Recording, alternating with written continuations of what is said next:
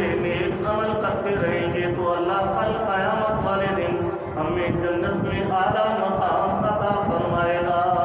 سبحان اللہ۔ اور امام فخر الدین رازی علیہ رحمہ ایک واقعہ نقل فرماتے ہیں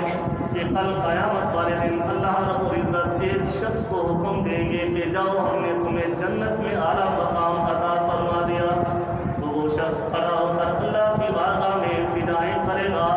مالک دنیا میں رہتے ہوئے میں نے کون سا ایسا نیک عمل کیا تھا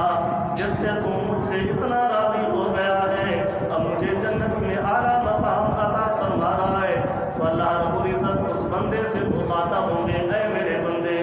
ایک رات کی تم سویا ہوا تھا، پہلو پلٹتے ہوئے تم نے میرا نام لیا تھا، پھر پہلو پلٹنے کے بعد تیری آنکھ لگ گئی، تجھے پتہ بھی نہیں ہے کہ میں نے اپنے رب کا نام لیا ہے یا نہیں لیا، لیکن میں اللہ ہوں، میں نیند سے پاک ہوں، مجھے اونگ بھی نہیں آتی، اور میں نے تیرے اس عمل کو دیکھ لیا تھا،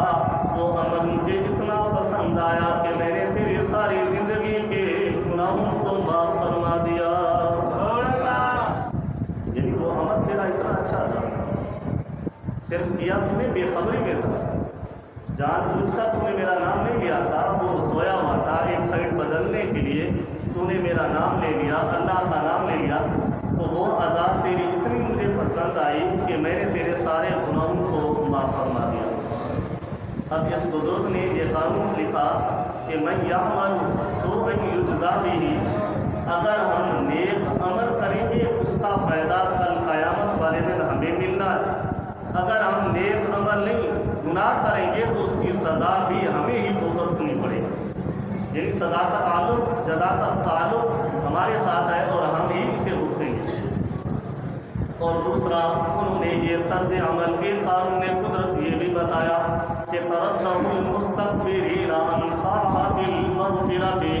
کہ اللہ رب العزت کسی بھی متکبر شخص کی مغفرت نہیں فرمائے گا۔ جو بھی دنیا میں تکبر کرتا ہوا زندگی بسر کرے گا، اس کے دل کے اندر تکبر ہوگا، تو میرے رب نے یہ قانون قدرت بنا دیا کہ دنیا میں چلتے پھرتے جو بھی تکبر کرے گا اسے کل قیامت والے دن جنت میں سے کوئی حصہ بھی نہیں دیا جائے گا، کوئی حصہ بھی نہیں دیا جائے گا جس کے سینے کے اندر تکبر ہوگا۔ تکبر کئی طرح سے ہوتا ہے، مال ملنے کا تکبر ہوتا ہے،